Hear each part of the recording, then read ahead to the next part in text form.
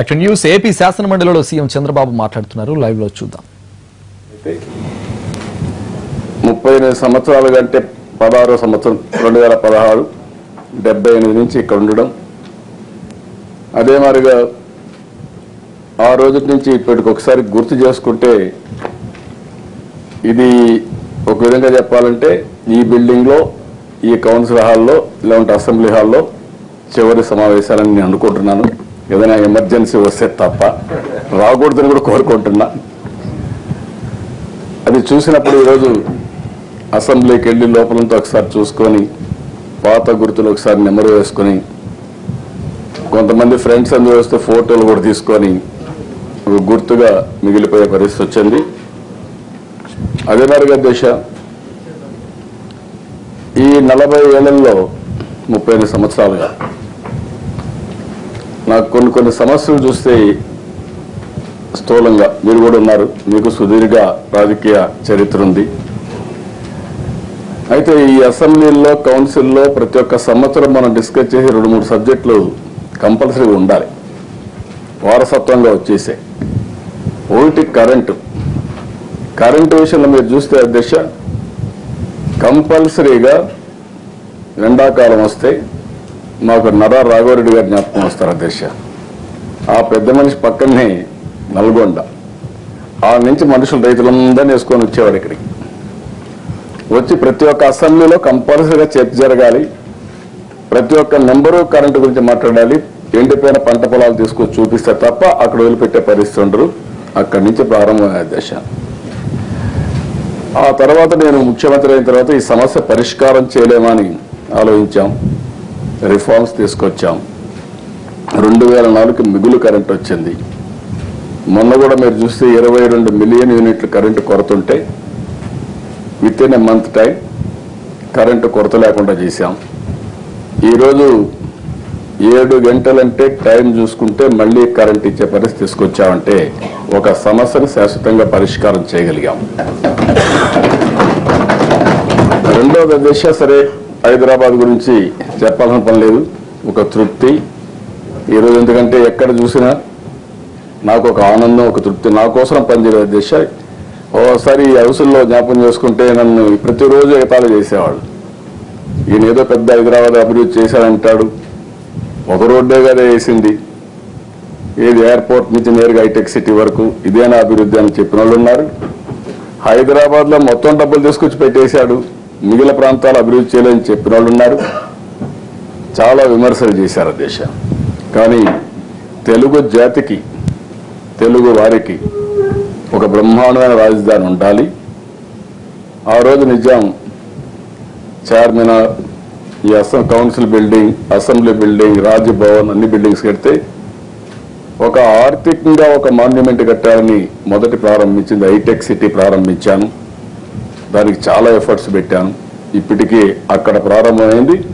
ఈరోజు హైదరాబాద్ ఒక ఎకనామిక్ సిటీగా తయారైందంటే ఒక తృప్తి, ఒక ఆనందం. ఆ ఎయిర్పోర్ట్ చూసినా, హైటెక్ సిటీ బిల్డింగ్ చూసినా, సైబరాబాద్ పోయినా ఒక ఆనందం ఉందని కూడా నేను మీకు తెలియజేస్తున్న దిశ. ఆ తర్వాత విభజన జరిగింది.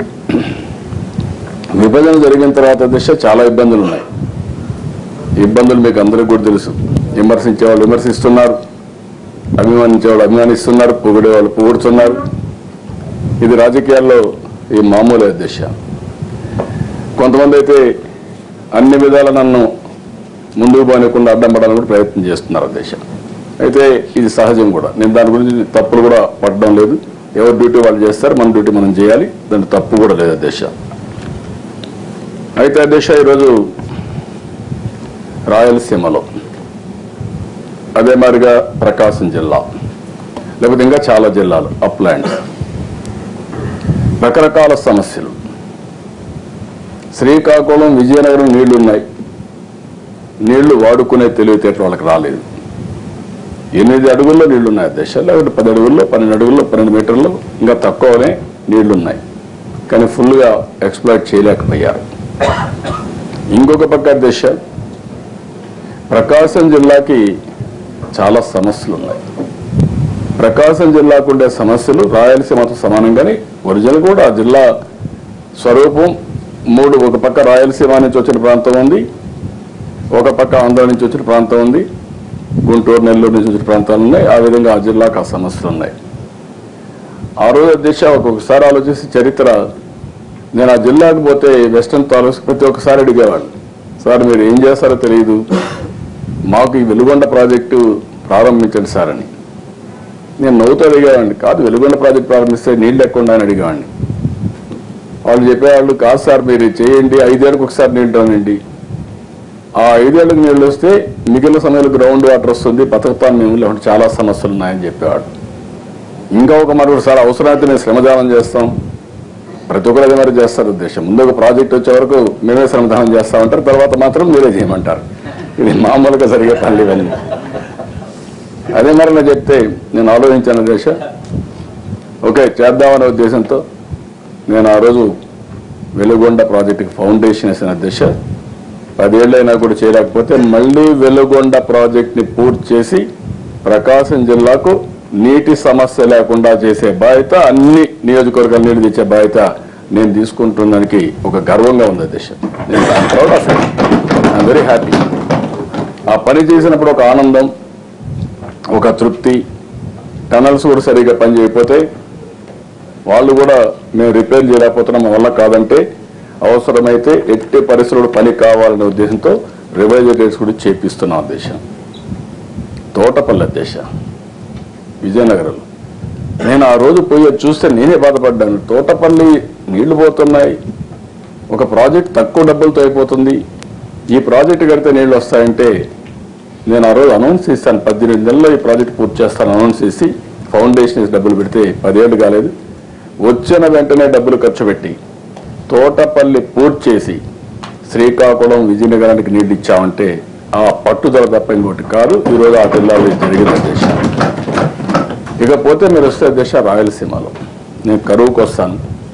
రాయలసీమలో మీరు ఒకసారి ఆలోచిస్తే 4 జిల్లాలు. అనంతపురం జిల్లా అధ్యక్ష రాష్ట్రంలోనే దేశంలోనే ఎక్కువ ల్యాండ్ భూమి ఉండే జిల్లా అది. తక్కువ వర్షపాతం పడే జిల్లా.